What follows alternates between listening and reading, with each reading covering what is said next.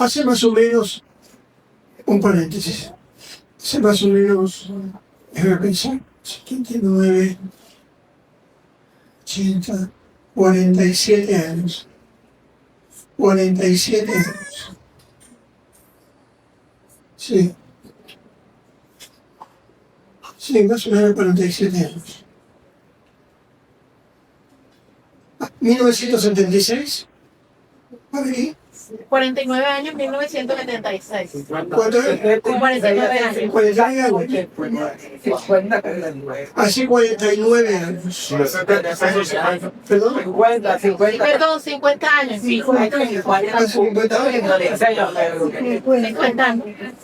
50 años. Medio siglo. Pero no he cumplido años todavía. ¿Qué pasó esa vez? ¿Ah? ¿Qué pasó ahí? Hace 50 años. 50 es un número simbólico en la escritura. Sí. A los 50 años se jubilaron los sacerdotes.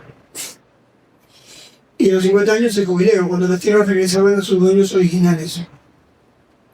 No había un sistema ni capitalista ni socialista. La tierra es de Dios y Él la repartía. Y cada 50 años regresaban los dueños originales o sus familias. Pero hace 50 años murió Mao Zedong. Mao Zedong era líder de China. A partir de 1949 fue el comunista, ¿no? Y ateo. Muy perseguidor de la creyente, mucho, mató muchos creyentes. Y China cayó en la miseria, en el hambre, y fue terrible. Murieron por lo menos en la época que se llamó, los que leen algo de historia, la Revolución Cultural, murieron cerca de 100 millones. En parte por la hambruna y en parte por la persecución. Así que China estaba muerta, literalmente muerta. La gente moría en las calles, los niños. Y cuando él muere, se arma una crisis muy grande. Y queda la viuda de él. Y quedan 3 funcionarios, altos funcionarios más, y toman el control del país. Y quería seguir con lo mismo que hizo Mao. El tipo era neurótico y psicópata y paranoico. Y resulta que se hundió más el país, mucho más. Y entonces aparece un tipo de 1,57, 1,57 m, no más, que cambió el país totalmente. Y esa China que hoy ve es el resultado de ese hombre. Se llamaba Deng Xiaoping. Nadie se acuerda de él, pero China sí sabía de eso. Fue el hombre que transformó el país y lo convirtió en la segunda potencia del mundo, que está mano a mano con Estados Unidos. Y entonces todo el mundo decía, contigo China se va a ir para arriba. Y se fue. Y se fue para arriba. Hizo una transformación brutal de la nación, por diferentes razones. Pero él dijo algo más, antes de morir. Dijo, todo el mundo dice que el siglo XXI, él murió en el siglo XXI, no hace mucho. Todo el mundo dice que en el siglo XXI será de la China. Pero yo creo que el siglo XXI va a ser de América Latina. No lo dijo cualquiera, ¿eh? Lo dijo un tipo que fue fundador de esta nueva China. ¿Por qué dijo eso? No lo sé. Pero él vislumbraba algo, ¿no? Algo. Cuando sucedió todo el terremoto, y es una desgracia todo lo que está pasando. Sin embargo, hay un texto bíblico que dice en 1 Corintios, capítulo 15, verso 36. A ver si me lo busca, creo que es eso. 1 Corintios, capítulo 15, verso 36.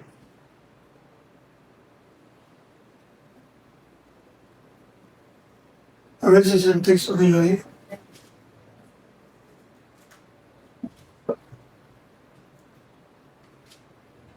¿Lo tiene alguien? 1 Corintios 15, 36, a ver si no me equivoqué. No estoy. Sí. 36, pero la versión. Cualquiera. ¿Por qué? Qué tontería, lo que tú siembras, no cobra vida a menos que muera. Se me veía. Bueno, esa es una manera, dice, Neisa, lo que tú siembras no se vivifica si no muere antes. A China le pasó lo mismo. Y a casi todos los personajes bíblicos, y a la misma Israel. Tiene que morir. ¿Para qué? Para renacer. Para renacer. Pero no van a hacer lo mismo que antes, sino que van a hacer otra cosa. Yo creo que la nación está en eso. Están viendo para renacer una nueva nación. Pero eso es sangre, sudor y lágrimas. Y porque el Señor hace así. La única forma de transformar una nación, una persona o un matrimonio es con golpes. Porque si no aprende de otra forma, tiene que aprender a los golpes. Y cuando el Señor castiga, no es como un padre que le da 4 nalgazos al hijo. Cuando el Señor disciplina, lo hace golpeando el alma. Para que se pueda recuperar y entender por dónde va la cosa. Yo creo que la nación va en eso. Hay ciertos aspectos de los tiempos finales que están relacionados con todo lo que nos pasa hoy, aparte de guerra, peste, hambre, terremoto. Que el eje geopolítico ha cambiado. Vamos a hablar un poquito de esto. El eje geopolítico cambió de Medio Oriente hasta Europa, China, Rusia, los árabes, siempre se centró ahí. Babilonia, medo-persas, griegos, romanos, que luego se expande, China y Rusia, siempre se movió por ahí. El centro del mundo era Medio Oriente, donde estaba Israel. Pero luego se movió. Cuando digo eje geopolítico, de donde nace el poder. Se movió y se fue al Atlántico. Y se dividió entre Europa y Estados Unidos. Desde la Segunda Guerra Mundial, en 1945, cuando termina, hasta hoy. ¿Y qué está pasando ahora? Que el eje geopolítico se está desplazando de nuevo al lugar donde comenzó, Medio Oriente. Y para que se cumplan las profecías finales. Del norte, Gog y Magog, Rusia. Al este, reyes de Oriente, China, la India. Al occidente, Europa. La Europa que van a ser pronto, otra. Al sur, los árabes. Y en el centro, Israel. Es decir, todo se está armando para que el mundo geopolítico regrese a lo que fue. De hecho, la historia es circular. Por ejemplo, la iglesia, ¿dónde empezó? La casa. Claro, una casa, pero ¿dónde? En Israel. Y en Jerusalén. La primera predicación fue en Jerusalén. Pero después el pueblo de Israel, los primeros convertidos eran judíos. Miles de convertidos. Luego se desplaza y se va hacia los gentiles. Por eso el Señor dice, empezaréis testigos en Jerusalén, en Judea, en Samaria y hasta lo último de la tierra. Entonces la iglesia se traslada y se va del mundo judío al mundo gentil. Y el mundo judío queda en la oscuridad. Y se va desplazando y se va moviendo como un círculo. Porque es el tiempo de los gentiles. Pero va a llegar un momento en que los gentiles se acaban las conversiones. Es decir, con mi hermano, por eso hay menos conversión de gentiles. Las iglesias se mantienen más o menos lo mismo, se ruletean, pero son más o menos lo mismo. Ruletean quiere decir, me voy para la iglesia allá porque me queda más cerca. No, allá me voy porque está un amigo. No, me voy porque me peleé con no sé quién. Pero las iglesias no, aquí en todo el mundo, no crecen por nuevos convertidos, sino que crecen por movimientos migratorios interiglesia. Así en todo el mundo. ¿Y por qué? Porque se está acabando el tiempo de los gentiles, según dice la palabra. Alguien que lo busque. Romanos capítulo 11, versos 25 y 26. Si lo tienes ahí bien la versión NBI, está un poco más claro. Presten atención a este texto.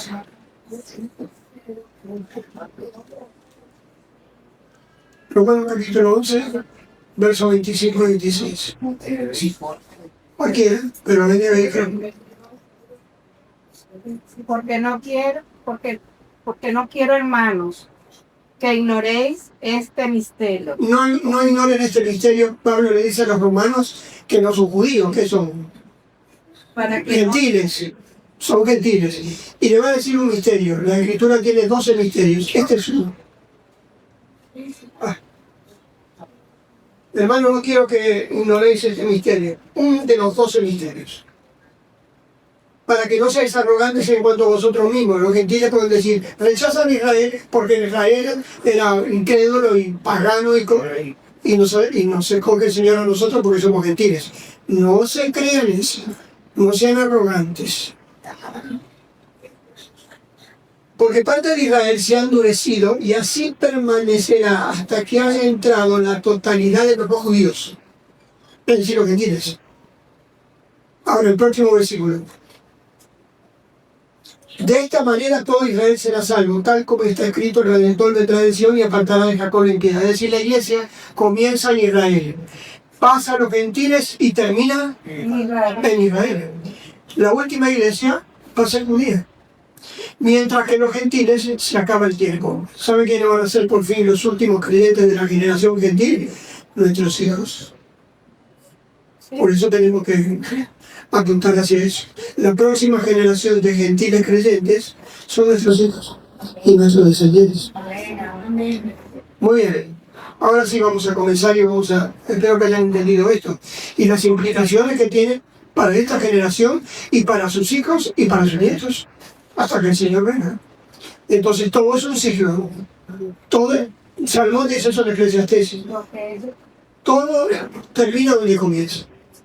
Los ríos van al mar, se evaporan y luego regresan a la tierra, van a los ríos y otra vez van al mar. El ciclo hidrográfico. Es decir, nada es estable, es todo cíclico. En esta tierra y en esta época y en este tiempo. Después de la caída. Cuando estemos en la gloria, el tiempo va a ser lineal, de nuevo como era en el pasado, en el huerto del Edén, antes de la caída. Muy bien. Esta fue la última lámina que vimos. Lo voy a poner así. En general los conflictos matrimoniales tienen 3 orígenes, pero no voy a tocar tanto esos conflictos porque vamos a tocar el tema de la formación de los hijos. Uno, la incapacidad para perdonarse, que lo dice Mateo 19:8. ¿Por qué se divorcia la gente? Por dureza de corazón.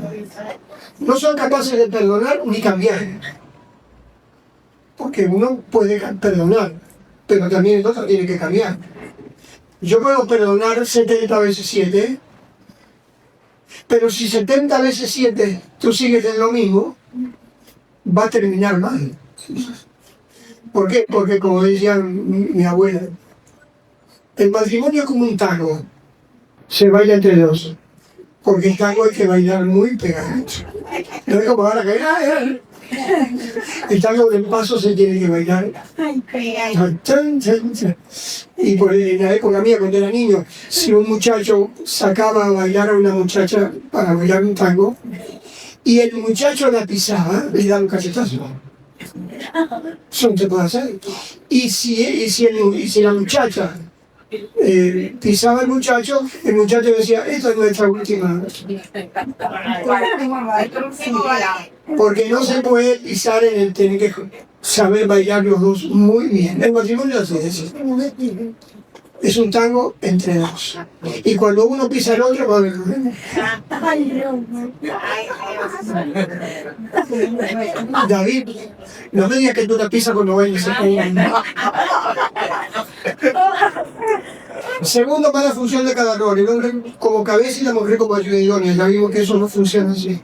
Bueno, la mujer puede ser si quiere cabeza, pero va a terminar mal. Y va a terminar mal la descendencia porque está formando hijos con los roles invertidos. Entonces una mujer extremadamente dominante forma hijas dominantes e hijos sumisos. Y se multiplica la otra, porque la imagen de una mujer en una hija es la madre, y la imagen de un hombre en un hijo es el padre. Y si están roles cambiados, peligrosamente pueden caer en el tema de la homosexualidad. ¿Y por qué? Porque la mujer, la niña, en vez de ver al padre como una autoridad y como un líder, ¿a quién ve? A la madre.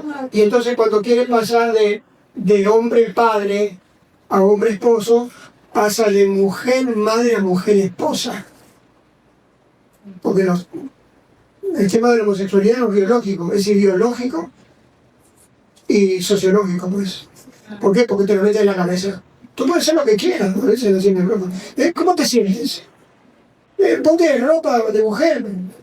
Se nos da inculcando de niños. Es decir, la formación ya está distorsionada. Pero no es biológico, tú naces varón o hembra, eso es así. Lo inculcan a través de la deformación familiar. Tú le preguntas a cualquier persona homosexual sin que quiera responder, ¿no? Y le dices, ¿por qué tú eres así? No, porque yo he decidido hacer así. Pero tú empiezas a echar para atrás, y te vas a la niñez de él. Y si él quiere hablar, te vas a dar cuenta que dentro del hogar había grave conflicto de roles. De roles, Dios. Y de roles también. Entonces ahí nace la cosa. Entonces, más la función de cada rol, el hombre como cabeza y la mujer como ayuda idónea, si está invertido. Y 3 roles invertidos, el hombre ayuda idónea y la mujer cabeza. Pero es que no fue diseñado así el hombre ni la mujer. Cada uno hace su rol. Si se invierte y entonces quiere controlar y gobernar, se mermó todo. Los requisitos para el hombre son mucho mayores que para la mujer. Y los juicios que cayeron sobre la mujer son mucho menos que para el hombre. El hombre va a ser totalmente responsable de la maldición sobre la tierra, espinos y cardos te producirá, la muerte va a ser por una tuya. Pero a la mujer le dice, vas a parir con dolor y el deseo tuyo será para tu marido y él se enseñoreará de ti. ¿Cuál era el deseo de la mujer? Gobernar al hombre cuando le dice, come. Y el hombre aceptó. Entonces, ¿tú qué quieres? ¿Tú quieres manipular? La diferencia entre el rol de la mujer y la manipulación, ¿no? Una cosa es ser ayuda idónea y protección y otra cosa es manipulación. La mujer tiene que entender eso y el hombre también. Si el hombre no se pone en el papel que debe ser, bueno, acá hay gente mayor que ya hizo todo y ya se formó, pero acá hay muchachos, menos mal que los muchachitos están por aquí, porque esto va mucho para ustedes, a los muchachos. ¿Quién no tiene, se ha casado o se va a casar? ¿O quiere casarse, no? Madre mía, bravo la cosa, ¿eh?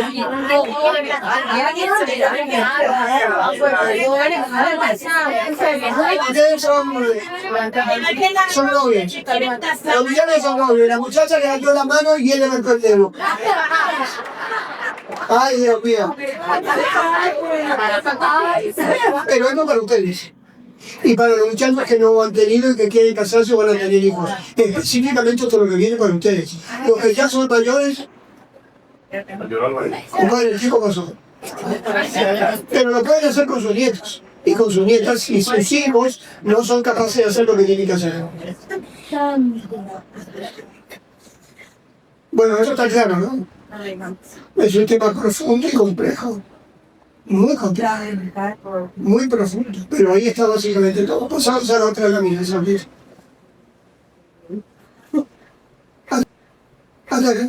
Paso a paso. No le tin. Ahí le falta una palabra.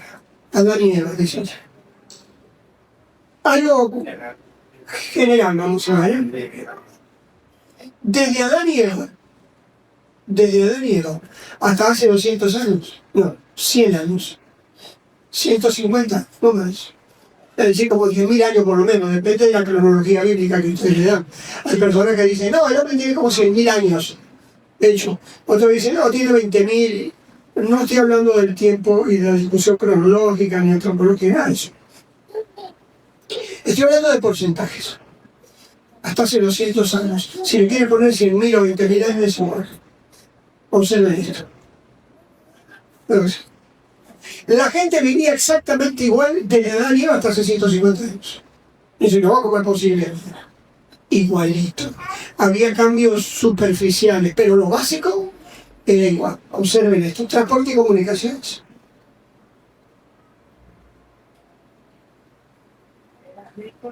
No.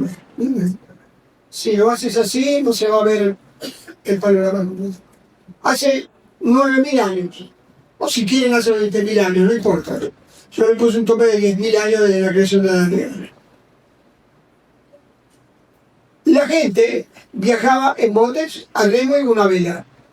Llevaba carga con burro, buey y asno. Y se comunicaba a través de palomas o de gente que llevaba una carta, un mensajero.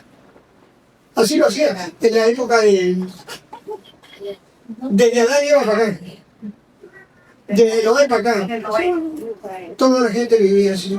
Ahora, unos años más, hace 5.000 años, ahora estamos hablando ya de la época de Egipto, pero la gente hacía lo mismo, viajaba en barcos, llevaba carga con burro, caballo, asno, y se comunicaba por palomas o caminando un mensajero. La próxima. Y hace 200 años la gente seguía yendo en barco a vela y cargaba con burro, caballo, buey y hacía mensajes a través de palomas o de un mensajero. No había otro ahorita. Es decir, que el mundo no cambió básicamente por miles de años. Aunque usted dice, no, pero hubo cambios culturales. Sí, pero no cambió. La gente prendía una vela para iluminarse. Y se iba con un caballo a andar. Lo hacía desde Adán y Eva, lo hacía nosotros. Bolívar lo hacía. Es decir, que el mundo era básicamente igual. Pero hace 150 años esto. Se inicia la revolución industrial y comienza a pasar esto. Ahora la gente viaja en avión y se comunica por transportes y lleva mercadería, y además de eso usamos celular para comunicarnos con un tipo de China sin movernos. O sea, que de hace 200 años el mundo cambió totalmente. ¿Se dan cuenta de eso? La próxima. Energía. La gente usaba el viento antes. ¿Qué más? El arado a caballo con el fuego. Y el fuego. Eso por medio de años. Hasta hace 150 años. Y ahora, la sociedad industrial produce energía eléctrica con energía nuclear.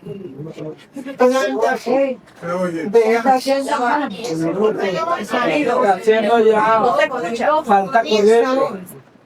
¿Que no me escuchan? Lo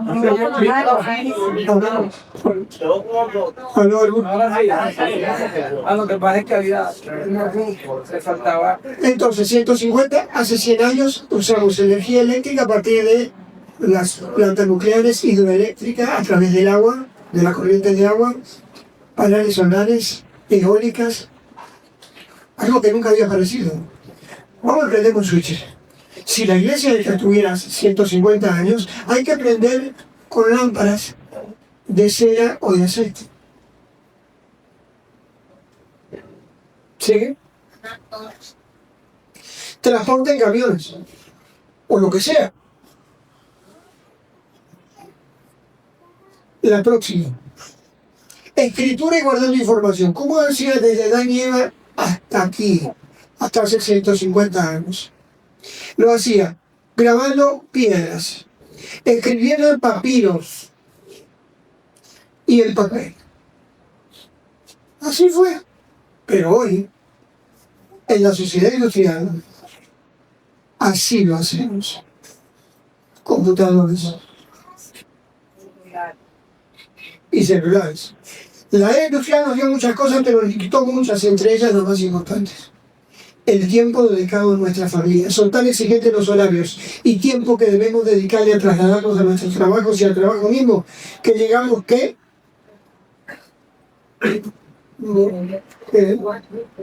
Bueno, que llegamos, no sé lo que... Como se agrandó la palabra, no sé lo que... Es decir, el tipo de sociedad que tenemos nos ha cambiado la vida y por lo tanto el tiempo no te da. ¿Y cómo hacían para educar a los niños antes? Pero que vivían en el campo. Y el padre salía a trabajar con el muchacho, y el muchacho le hablaba y compartían la vida. Y llegaban a casa y estaba la madre ahí cocinando, es decir, la vida era otra, totalmente diferente.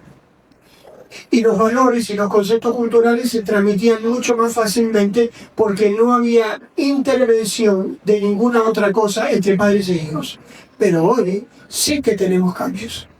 Y por esa razón, los padres de esta generación, a partir de finales del siglo XX, 1980, 1990, la cosa cambió drásticamente. Y por esa razón ahora, los hijos de los creyentes no son los mismos hijos creyentes de hace 60, 70 años. Ha cambiado todo. Absolutamente todo. Hace unos años, no sé, la hermana Tita, ¿cuánto hace que partió? como 3 años, 2 años, 3 años. La hermana Tita era la directora del Colegio Nueva Generación, 2 años a 12 meses. Y compartíamos mucho. Yo iba a dar con los padres cursos y yo participaba bastante allí, compartíamos mucho. Con la hermana Tita, yo le daba sus ideas, yo le daba las mías, y para los programas con los padres, muchas cosas. Entonces un día estoy en la oficina de ella y llega una maestra y dice, mira, con este muchacho que tenemos problemas aquí, mira lo que hizo, golpeó a otro y rompió no sé qué, yo calladito. Y entonces, bueno, déjame ver, porque ya voy a él, aguántame un poquito ahí. Entonces cuando sale le digo, hermana Tita, y esos muchachos, ¿cuáles son los peores muchachos que tiene aquí en el colegio? Y me dice, 3. Lo peor de lo peor. Sí, son maleducados, falta de respeto a las maestras. Y los mejores, también tengo como 3. Muy buenos. Académicamente, pero también moralmente y en su forma de ser, su forma de actuar. Y usted qué raro, ¿no? 3 buenos y 3 malos. O sea, los 3 peores y los 3 mejores. Y me dice la hermana Tita, pero espere, los padres de los 3 mejores son inconversos. Y los padres de los 3 peores son cristianos. Como decía Oscar Yanis, chúpese esa mandarina. Allí lo decía. Y la pregunta es, ¿qué pasó? ¿Por qué es eso? Porque la sociedad ha cambiado dramáticamente. Y ahora los hijos están en segundo y tercer lugar. Y cuando quieren acordar ya está. Los temas de hoy van a ser escabrosos y pesados, pero son necesarios para poder entender bíblicamente, primero, lo que está pasando y segundo, qué es lo que tenemos que hacer. Eso es una gráfica donde habla, los números de abajo, no sé si lo ven, del 1 al 12, es la edad de sus hijos. Los hijos que van a tener, o los hijos que tuvieron, o lo que sea. De 1 a 12 años. ¿Por qué a 12 años? Porque 12 años, bíblicamente, y según el contexto histórico de las Escrituras, a los 12 años, un individuo es responsable ante la ley, ante la Torá. Y por eso al Señor lo llevan a los 12 años. ¿Se acuerdan? Porque a los 12 años se presenta delante de la ley y dice, tú ya eres un hombre responsable. Y eso tiene mucho sentido, porque es la edad de la prepubertad o pubertad. Ese es el tiempo que tienen los padres para hacer lo que tienen que hacer. Y después ya no. Bueno, pero el que va a vivir conmigo, sí. Va a vivir contigo y tú lo vas a ayudar y va al colegio y al liceo. Pero ya pasó el tiempo de la formación. ¿Me explico? Sí. Lo que está allá es el grado de responsabilidad, así horizontal, no vertical. El grado de responsabilidad. Y ahí hay una línea que lo atraviesa, dice tamaño de la responsabilidad de los padres y tamaño de la responsabilidad divina. Es decir, si ustedes ven a la izquierda, el tamaño de la responsabilidad de los padres cuando el niño tiene pocos años es grandísimo, pero la responsabilidad divina es baja. Y a medida que pasan los años, va cambiando esa responsabilidad. Y ahora está en las manos del Señor. Y los padres ya se le acabó el tiempo. Vamos a tratar de explicar un poquito más estas etapas. La próxima. Vamos a ir a la Escritura, los 7 principios básicos. Voy a mover esto, ¿se puede mover esto? Los 7 principios básicos de enseñanza basados en Deuteronomio capítulo 6, que me imagino que los conocen o los han visto. Pero ahí está el fundamento, vamos a leerlos, ahí está. Oye Israel, Jehová nuestro Dios, Jehová uno es. Y amarás a Jehová tu Dios de todo tu corazón y de toda tu alma y con todas tus fuerzas. Y estas palabras que yo te mando hoy estarán sobre tu corazón.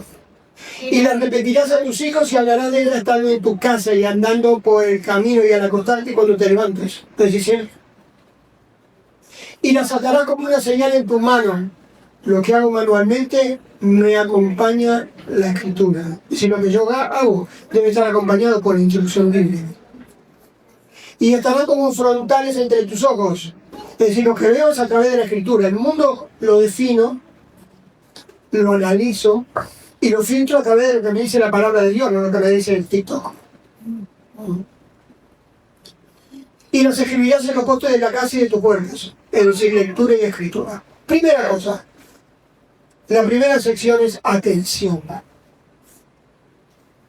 No, nosotros. Atención. Oye Israel, Jehová nuestro Dios, Jehová uno es. ¿A quién le habla? Al pueblo. Al pueblo. ¿Y qué le dice? ¿Pero qué le dice? Le da un principio teológico. Dios es uno. Olvídate del mundo alrededor que tiene un montón de dioses. Porque el mundo era politeísta. Tenía muchos dioses. Pero resulta que el Señor dice, olvídate de todo eso. Le digo al pueblo, Dios es uno. Hay un mensaje para la nación, para el pueblo. Dios es uno. No, nosotros no tenemos dioses ahora. Sí tiene dioses. Nosotros tenemos dioses. Y hay infinidad de dioses. Si tú te pasas todo el día en un celular, ese es tu Dios. Fíjate eso. Pues da cuenta que le den, ese es tu Dios. Te está dedicando tiempo, esfuerzo, mente, todo, y te pasa todo. Y encima se le da un hijo que tiene 108 años. Lo mataste. Pero hay otros dioses, por ejemplo. A mí sí que Dios. El joven rico, cuando el Señor le dice, maestro, bueno, ¿qué voy a hacer para heredar la vida eterna? Hay varios textos en diferentes evangelios. ¿Se acuerdan de esa historia? Y el Señor le dice, ¿los mandamientos sabes? No sabes. ¿Tú sabes los mandamientos? ¿Cuáles? Que un judío le pregunte a un maestro, un rabino, ¿cuáles son los mandamientos? Pero es que eso, lo que pasa es que él tenía dudas. Por eso, ¿qué hago para heredar la vida eterna? Y él tenía miedo y tenía dudas. Me falta algo, me falta algo, me falta algo. El tipo tenía dinero, mucho dinero parece. Y el Señor le dice, los mandamientos son, no matarás, no robarás, no adulterarás, claro, honra a tu padre y a tu madre. Y el muchacho le dice, todo eso se lo guardé del hijo de tú. Ahora el Señor no le dice, hipócrita, ¿qué vas a guardar todos esos mandamientos? No le dice eso. ¿Saben por qué no se lo dice? Porque sí es cierto, era verdad. Ahora, hay un detalle. Cuando el Señor le nombra los mandamientos, se los da todos desordenados. Y le dice los últimos 5, que es mi relación con los demás.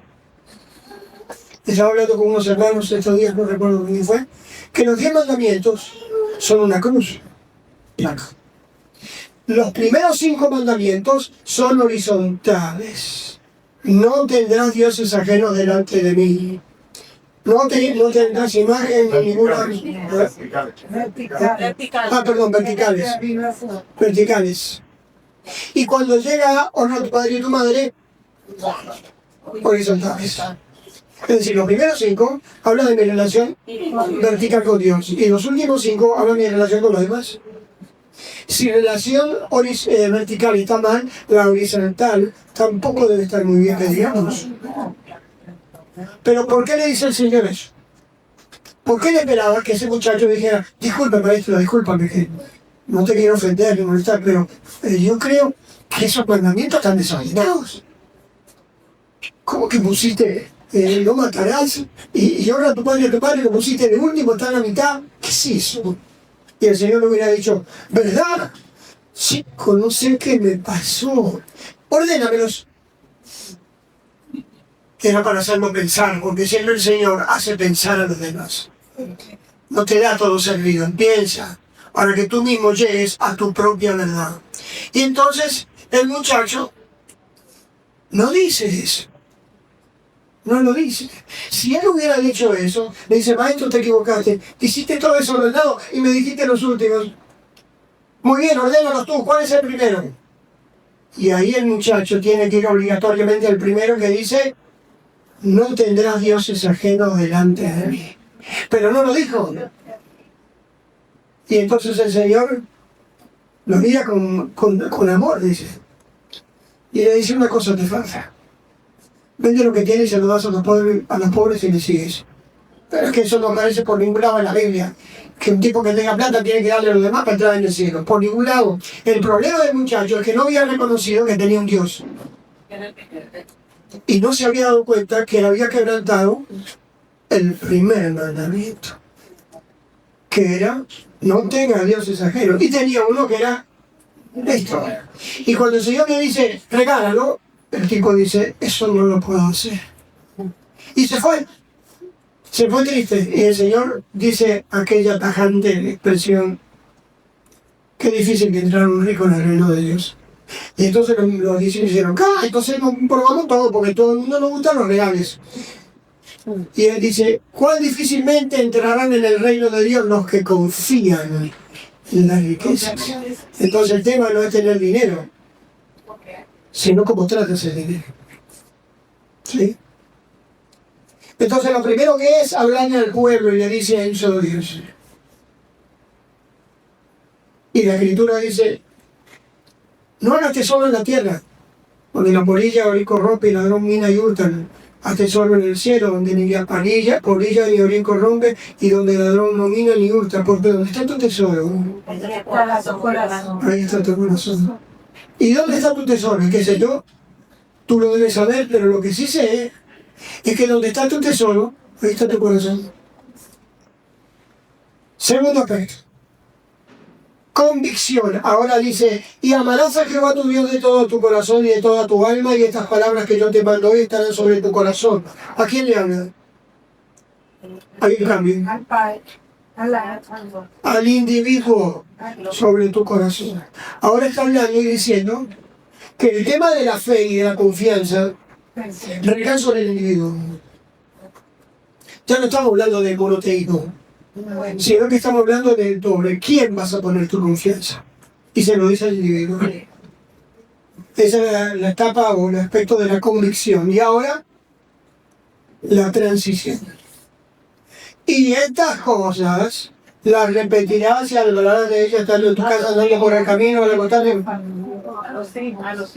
Cuando tú dices, yo llevo a mi hijo a la escuela dominical de los niños, y eso no es bíblico. Yo creo que a la maestra le gusta mucho la eloanza. Eso no está en la Escritura. Lo que está en la Escritura es que los guardianes y los que transmiten los principios bíblicos y morales recaen no en la iglesia, ni en el templo, ni en los rabinos, ni en los profetas. Son los padres. Y si los padres no lo hacen, alguien lo va a hacer. El asunto es quién. Estos principios son muy básicos, pero son fundamentales. Por eso Israel se detuvo. Pasaron 1000 de años y Israel permanece en su identidad. ¿Y por qué? Porque fue transmitido de generación en generación. Y algunos no lo transmitieron, no lo aceptaron. Bueno, eso es otro asunto que vamos a tratar. Pero la transmisión tiene que estar presente. Escuché no hace mucho al presidente Milei de Argentina que decía: el mundo odia a los judíos porque inventaron el capitalismo. Si hubiera estado ahí, le hubiera dicho: presidente, también inventaron el socialismo. Porque Carlos Marx era judío y sus abuelos rabinos. Carlos Marx, fundador del socialismo científico. El León Trotsky, el que diseñó el ejército rojo y venció al zar en la guerra civil de Rusia, era hijo de rabinos judíos. ¿Yo leí eso? No. ¿No leí? No. ¿Aquí no lo leí? No. ¿Y dónde lo leí? Yo sé que en algún lado lo entendieron. No sé, por la iglesia, aunque sea, no sé. Pero yo sé que lo dije en este libro, pero no me acuerdo cómo. ¿Y dónde estoy? En la casa. Aquí transmisión. Y estas palabras que yo te mando hoy. No, pero estaba hablando de qué. Claro. Claro. Y resulta que la Unión Soviética, conoce la Unión Soviética, casi todos los líderes ideológicos de la Unión Soviética y los padres del comunismo eran judíos. Rusos judíos, pero judíos. Y el fundador del Partido Comunista en Alemania es una mujer, Rosa Luxemburg, judía hasta la médula, pero comunista hasta la médula. Y todos eran ateos. La pregunta es ¿por qué? Abandonaron principios. Y cuando un judío abandona un principio, cae en un abismo. En un abismo. Igual que un cristiano. Cuando un creyente abandona sus principios, cae en un hueco. Y para sacarlo de ahí, sangre, sudor y lágrimas. Porque es una forma de apostasía. Estuviste acá arriba y te caíste, ahora vas a levantarte. Y también Hitler pensaba eso. Hitler era un paranoico contra los judíos. Un paranoico. No quería matar a todos, bueno, mató millones. Y él terminó muerto y suicidando. Pero cuando él atacó Rusia, la Unión Soviética, él lo hizo con una sola intención, matar a los judíos rusos que quedaban ahí. Como era anticomunista y antisemita, los fue a buscar. Por esa razón lo hizo, en el fondo era eso. Y él atacó en varios frentes, pero uno era Stalingrado, porque ahí estaban una cantidad de ideólogos judíos ateos y los quería matar. Pero no pudo. Y allí comienza la caída de Hitler, cuando hay una contraofensiva contra él y contra el ejército. Detrás de eso había un montón de judíos. De esa contraofensiva hasta que pierde la guerra. 4 años después, Alemania quedó destruida. Todo esto tiene trasfondos históricos y espirituales, proféticos y generacionales. Con nosotros es igual. Entonces, ¿cómo podemos hacer? Ahí sí sabía. O sacrificas tus intereses o sacrificas a tus hijos y junto a ellos tu descendencia y su destino. No hay mucha vuelta que darle. Cuando digo esto es, ¿cuál va a ser tu prioridad, muchachos, cuando ustedes se casen? ¿Cuándo se va a casar? No. Ahí está bien, disculpa. Pero es que lo veo ahí. Bueno, pero ustedes los demás, que se quieren formar un hogar, vas a tener que pensar seriamente en dar prioridades a las cosas que realmente valen. ¿Sí? Tengo que trabajar y matarme. Es mejor que te comes una arepa seca con un poquito de queso rallado, pero estás con tu hijo ahí. Y le transmites los valores desde que es un bebé. Y cuando él sea grande, ¿sabe lo que va a hacer? Te lo va a devolver. Pero no te lo va a devolver con una arepa. Te va a devolver de otras formas y de otras maneras. ¿Entiendes? Así que lo que sería para ustedes, muchachos, perder el tiempo con un hijo. Yo tengo que hacer mi vida, tengo que tener éxito y no sé qué más. Es una pérdida hasta que nos lleven a hogar de cuidado diario, o que lo cuide la abuela, que abuela y abuela, como que la abuela, donde dice la escritura que la abuela tiene que formar hijos. Disfruta nietos, pero no forma hijos. Honra a tu abuela y a tu abuela para que te vaya bien y seas. Honra a tu padre y a tu madre. Que eso es lo que dice la escritura. Entonces, cuando tú estás formando a tus hijos, lo que están haciendo no es perdiendo tiempo, sino invirtiendo tiempo. ¿Que lo vas a cosechar? No se puede. Pero te aseguro que lo vas a cosechar. ¿Vas a cosechar lo que sacrificaste? ¿O vas a cosechar lo que no sacrificaste? Y cuando quieras acordar, está bien. ¿Sí? Y temas medio escabrosos, ¿no? ¿Son escabrosos? Son pesados.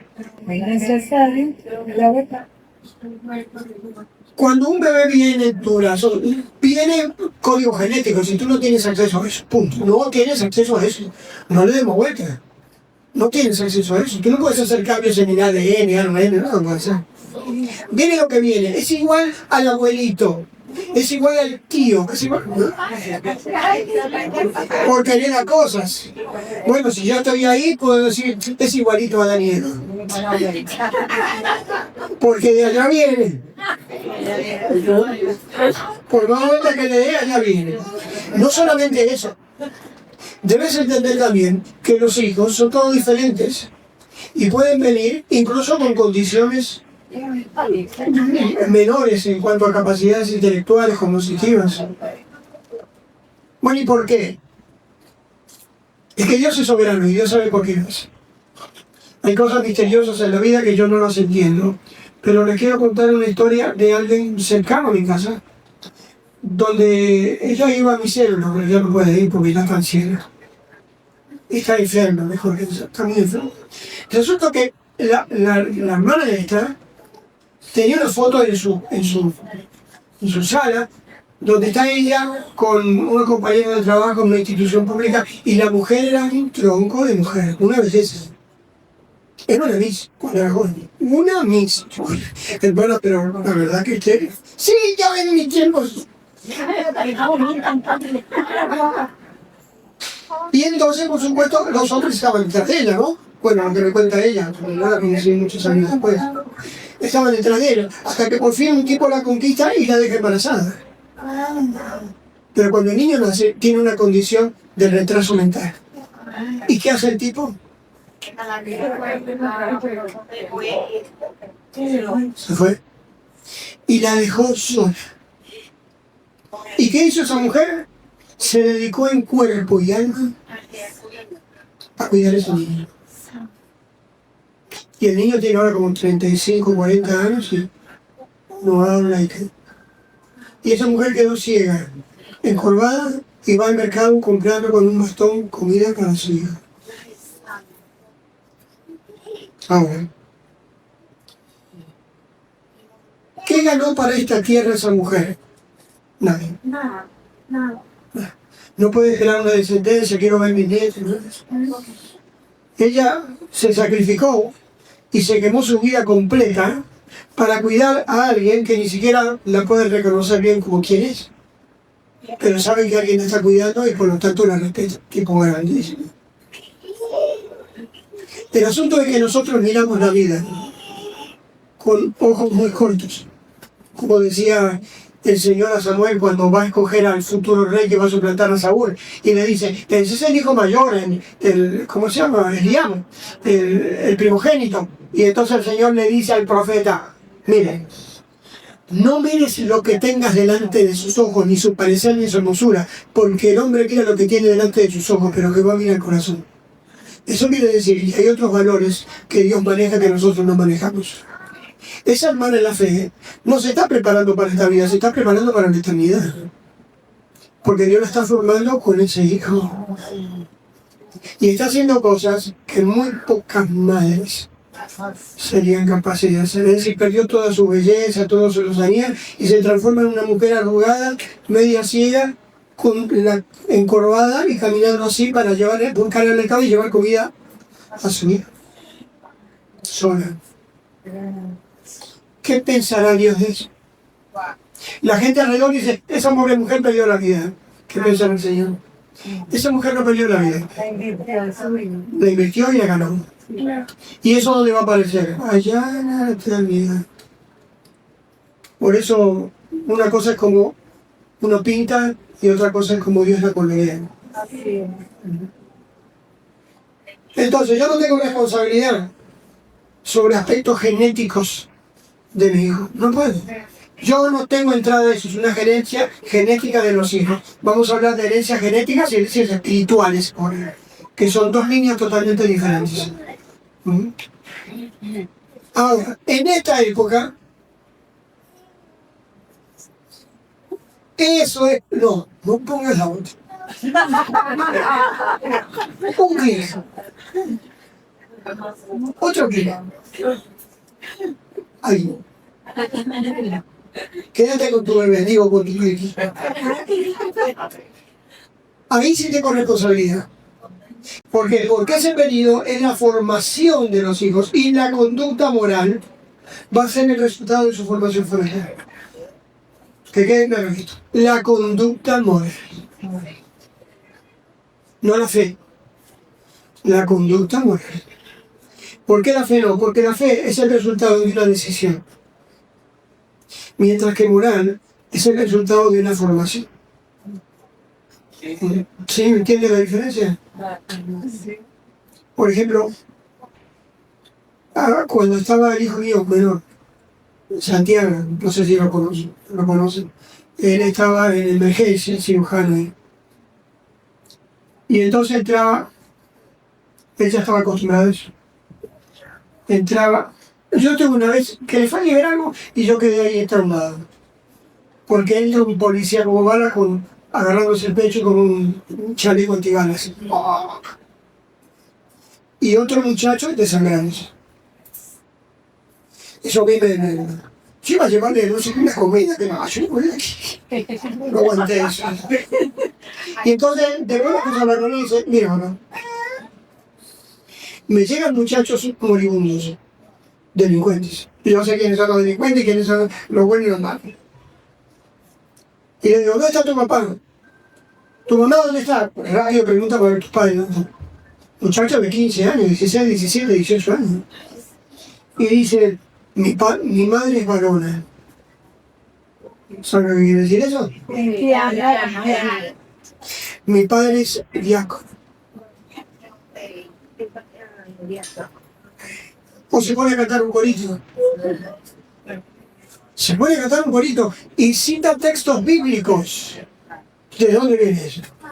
De la casa. La formación. Ay, pero ¿cómo pasó? ¿Cómo llegó a eso? Porque una cosa es la fe y otra cosa es la formación. Bueno, eso pasa aquí en San Fernando. No. Eso pasa en todo el mundo y pasa en la Escritura. Cuando el pueblo de Israel pide un rey a Samuel, le dice, no queremos que tus hijos sean jueces porque son una cuerda de delincuentes, extorsionadores, chantajistas, así que preferimos un rey antes que los locos de tus hijos. Pero Samuel era un hombre íntegro. ¿Qué pasó? Le pregunto, ¿qué pasó? No hubo formación. ¿Y por qué? Porque Samuel se pasaba viajando de pueblo en pueblo, de aldea a aldea, porque es juez, sacerdote, profeta, juez. Oye, vale. Es como un pastor que está demasiado ocupado porque tiene un ministerio grande y todo, y se acuerda de la iglesia y todo, menos de su propia iglesia, que son los hijos. Le pasó a Elí, sumo sacerdote que tenía 2 hijos que eran delincuentes, omnifines. También sumo sacerdote, porque no es como ahora. El sacerdocio era hereditario, ahora no, ahora es por llamamiento. Pero un sacerdote tenía un hijo, sacerdote. Entonces yo tengo que formar un hijo, pero también tengo que formar ¿qué? Un sacerdote. Y esos muchachos crecieron, pero como unos locos, robaban las ofrendas del templo y se acostaban con las mujeres que llegaban al templo detrás del lugar santísimo, porque iban para la parte de atrás.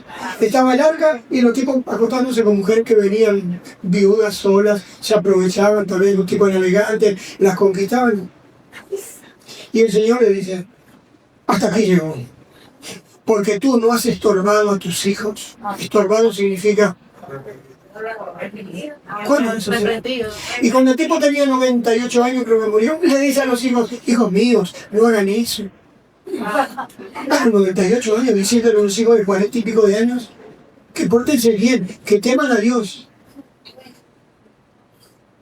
Porque allí tenía un Dios, que era su ministerio.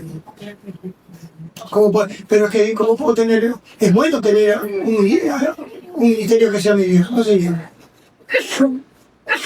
Se lo voy a probar. Ahora que se acuerdan de la historia. Cuando Elías está sentado esperando las noticias de una batalla crucial que iba a tener Israel con los filisteos, y donde fueron los hijos ofnifines y se llevaron el arca, porque pensaban que estando el arca iban a triunfar. ¿Se acuerdan de esa historia? Sí. Viene un muchacho corriendo y el tipo está sentado en una silla, ya anciano, y dijo, ven acá muchacho, ven. Dime qué pasó. Israel perdió y el pueblo se desbarató y murieron tus 2 hijos, Ofni y Finees. Cuando él escucha eso se queda en shock. Pierde Israel y mueren sus hijos, pero se queda quieto. Y cuando el muchacho le dice, y el arca fue robada. Cuando él hace eso, escucha eso, dice que se cae y se desnuca. No le importó el pueblo, no le importó la batalla, no le importaron los hijos, lo único que le importó es el arca. Y el arca es una caja. Es un símbolo. Lo que tendría que haberse preocupado en primera línea era de los muchachos que murieron allá. Y el Señor le dice, se acabó. Ahora te voy a dar una maldición. Esto sería una maldición generacional. Ni tú, ni tus hijos, ni tu descendencia jamás va a llegar a ser sacerdote. Van a morirse jóvenes de enfermedades, los van a perseguir y se va a acabar tu descendencia. ¿Cuál juicio? O que me den a mí, pero que me den a toda la descendencia. Y así fue.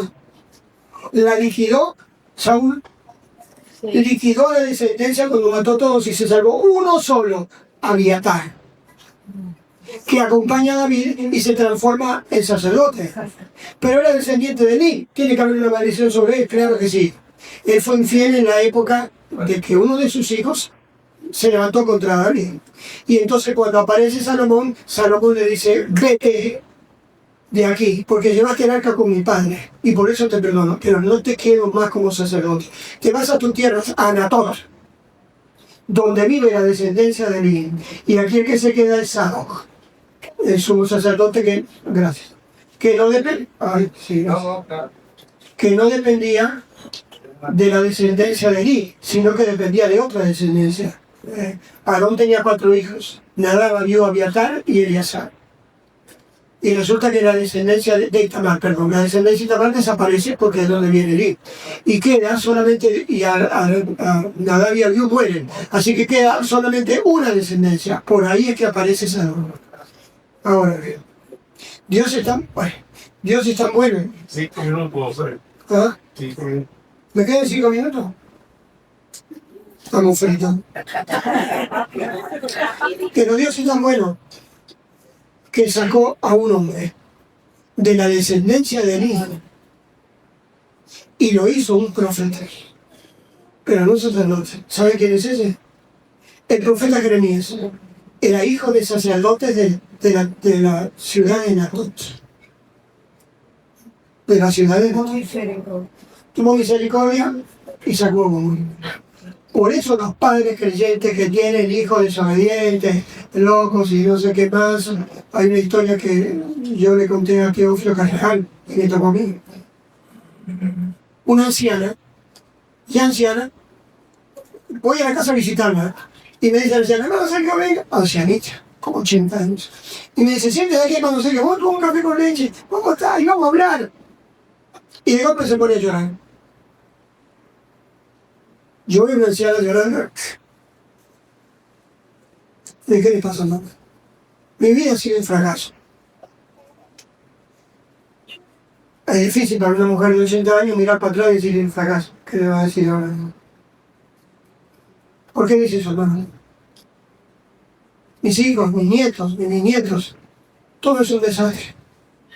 Viven en el mundo impíos, inmorales, y todo es culpa mía.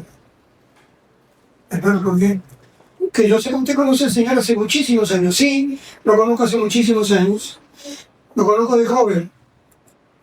Pero un buen día vino un hombre y me conquistó. Y mi madre me dijo, no te cases con el Señor. No te cases con el Señor. Y desobedecí. Y eso fue lo peor que me pudo haber pasado. No me importó. No me importa quedarme sola. Lo que me preocupa es que me quedé mal acompañada. Y ahora ya está, me digo, hermano, aguántese. Yo sé que sos una mujer temerosa de Dios y se equivocó, pero así como David, como Samuel y como muchos otros, Dios le da la bendición de sacar una descendencia nueva. Por eso es lo que le digo. Va a salir un nieto de un nieto que va a decir, yo quiero conocer la fe de mi abuela. Y por ahí comienza una nueva generación. ¿Por qué? Porque las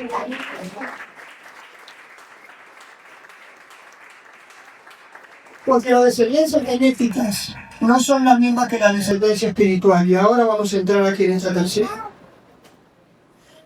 Cuando llega la adolescencia, ya no hay responsabilidad con los hijos. ¿Por qué? Porque ya fueron formados. Tal como lo hizo, así se quedó. La fe del hijo es el resultado de su elección personal. Pero la moral es el resultado de la formación familiar. ¿Me explico? ¿La diferencia? Samuel me dio la pata. Elí me dio la pata. pero Dios le tuvo la misericordia y le da una descendencia que hubiera querido ver, pero tal vez no vio, pero la tiene. La próxima. Cuando tú recibes a tu niño, es una esponja seca. Genéticamente recibiste una esponja seca.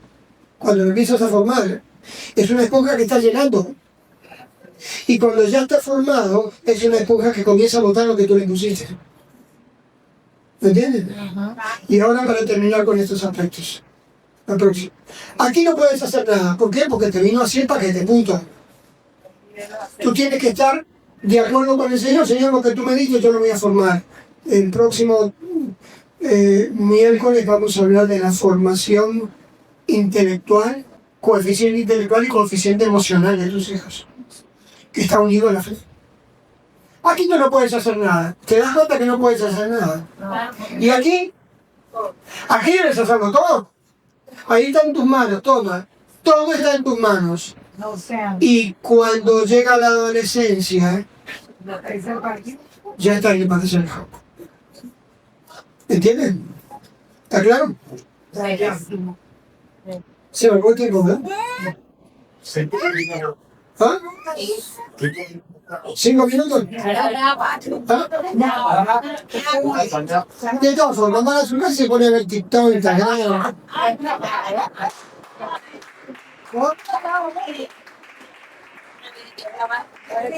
Cuando Pablo estaba enseñando, un tipo se cae del techo. ¿Se acuerdan? Y se mató. Estaba hasta la medianoche enseñando la palabra. Medianoche casi apareciendo. Si tuviera Pablo acá y decir, ¿por qué no vamos? No, porque tenemos que... ¿A qué? A ver, TikTok. ¿Ah? No, pero es verdad, porque a veces decimos, tenemos que ir, no estamos de ir. Yo le digo a veces en la iglesia, hay un horario. También yo respeto el horario, no paro un poquito. ¿A dónde vamos después de aquí? ¿Qué vamos a hacer?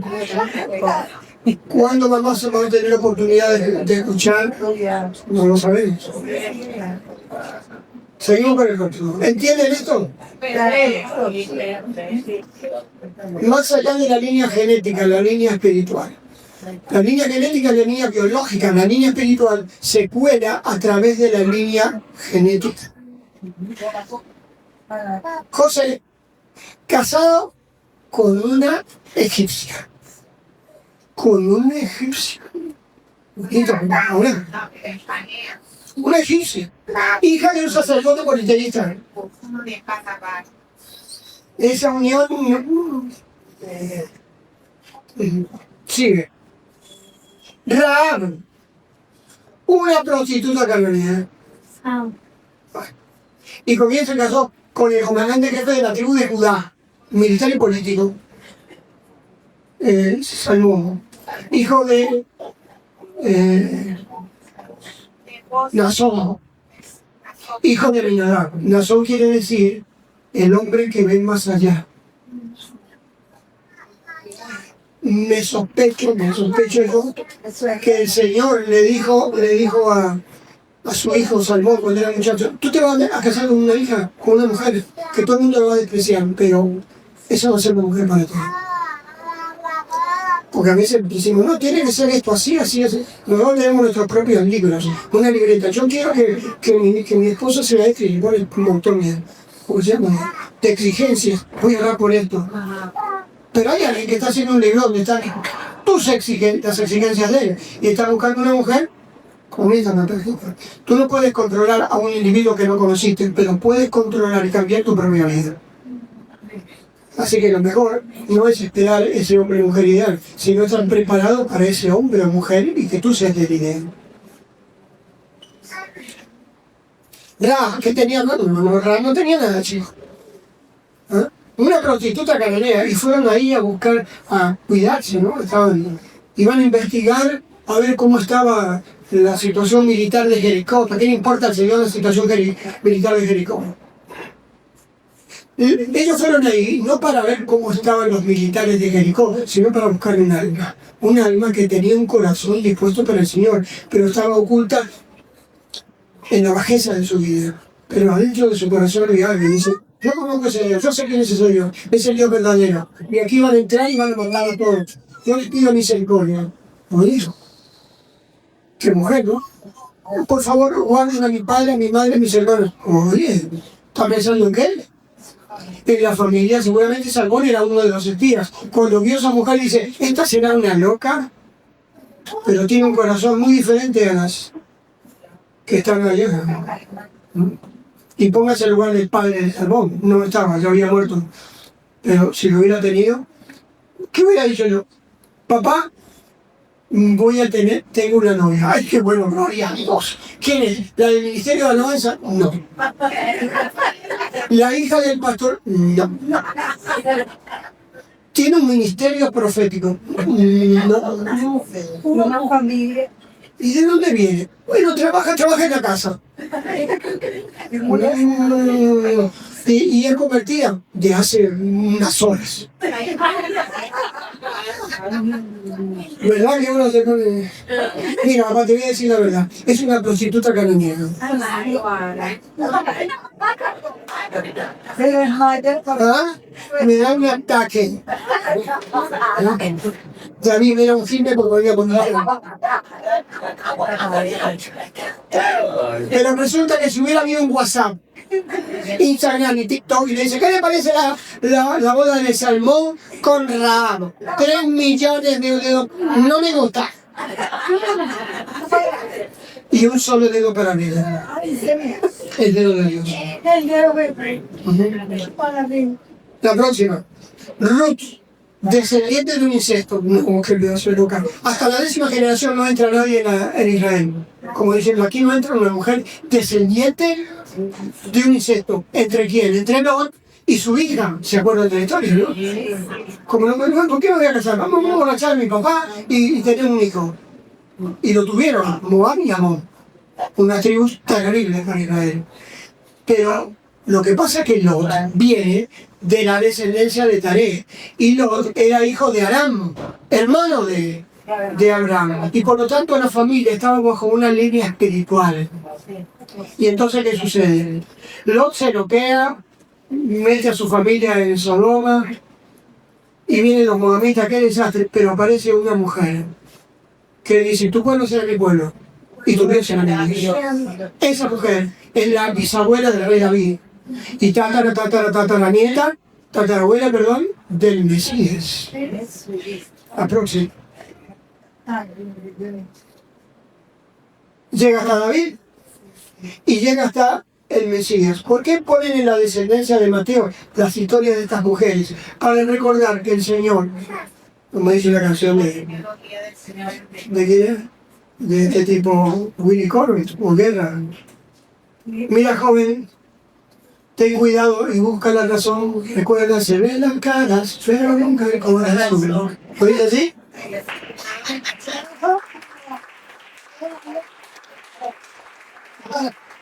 Pero si ese tipo es un mundano, no me importa que dice la verdad. A veces las verdades se cantan más afuera que dentro de los templos. Y también dice Salomón, hay justos que hacen obra de impíos y hay impíos que hacen obra de justos. La próxima. Más allá de la línea genética, la línea formativa. La línea genética es una cosa. Por eso Pablo dice que los hijos de un converso son unos. Pero los hijos de un creyente son santos. La palabra santo quiere decir apartado. Es decir, que los hijos de los creyentes es un delincuente. Lo balearon, sí, pero para Dios está apartado. ¿Y por qué? Porque hay una madre que con todos sus errores está orando en la casa. Por ese hijo que se le fue por culpa de ella, del papá o lo que sea, pero está hablando. Y esa oración es escuchada arriba. Y por fin va a terminar en una bendición familiar. Pero claro, uno no ve nada ahora. Lo único que puede confiar es en la misericordia de Dios. Así tiene que hacer la gente mayor acá. Sus hijos, sus nietos dicen, no, me saliendo mal. Ponga su confianza en el Señor y reconozca que ha cometido errores. Y lo que va a hacer es que va a salir un descendiente que va a ser lo que usted hubiera querido tener siempre.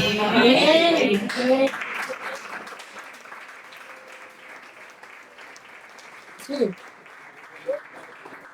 Samuel era un hombre, pero bueno, que cuando se para, ¿qué político es capaz de decir? ¿Alguien le debo algo? ¿Alguien tenga algo que decir? Yo fui un corrupto, y el pueblo decía, No tenemos nada así contra ti. Tú eres un hombre íntegro. Acá en acabar. ¿Cómo es posible que haya tenido estos dos locos? Que eran, ¿cómo se llamaban? No recuerdo. ¿No dicen dónde? Joel y Abdías. Esos eran terribles. Terribles. Y Samuel, si hubiera visto eso, se muere. ¿Cómo es posible? Pero como el Señor tenía misericordia de Samuel, como la tiene de ustedes y de mí, entonces, la próxima.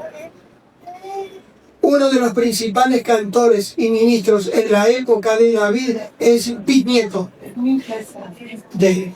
Es decir, como el Señor te dice, no te preocupes, tú metiste la pata hasta el barro, yo te la voy a sacar con un descendiente que hubieras querido tener, pero no tuviste por tu propia responsabilidad. Pero yo te voy a bendecir porque tú eres un hijo mío. Y así como nosotros pecamos y cometemos errores, cuando nosotros nos inclinamos delante del Señor y decimos, Señor, he pecado contra ti y contra mis hijos y contra mi familia.